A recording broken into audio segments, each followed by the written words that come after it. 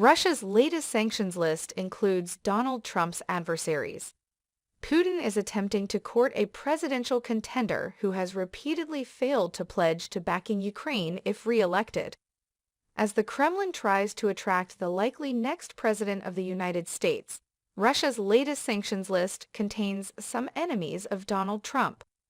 The Kremlin has singled out 500 people, including Michael Byrd, the Capitol police officer who shot a pro-Trump rioter during the January 6 insurgency.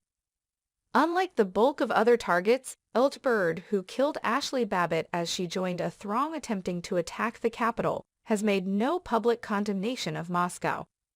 Mr. Trump has flatly refused to commit to assisting Ukraine in its struggle against the Russian invasion if he is re-elected. Instead, he has promised to intervene between the two sides and bring the fight to a close in 24 hours. Others on the latest Kremlin hit list include Georgia Secretary of State Brad Raffensperger, who rebuffed Mr. Trump's request to find the 11,780 votes he needed to overturn his defeat in 2020. Mr. Raffensperger appeared to take the Kremlin's approval as a badge of honor, retweeting a post from his chief operations officer, Gabriel Sterling. He tweeted, "A tremendous honor for at Gaysico State Raffensperger. He is one of hundreds of Americans barred from entering Russia by President Vladimir Putin. That suggests Brad is doing everything correctly."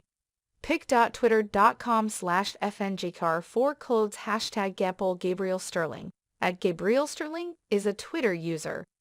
May 20, 2023. The Kremlin has also targeted New York State Attorney General Letitia James, who has battled Mr. Trump and his businesses in court. She has yet to speak out publicly about the Ukraine conflict. The January 6 insurgency is thought to have killed at least 7 individuals. Some of those convicted have received harsh sentences from American courts in recent months. Mr. Trump, who has exploited a recording of some of the rioters singing the U.S. national anthem at his rallies, has hinted that he is willing to release some of those who have been imprisoned. Moscow has stated that its objectives include those in government and law enforcement agencies who have been directly involved in the persecution of dissidents in the aftermath of the so-called storming of the Capitol.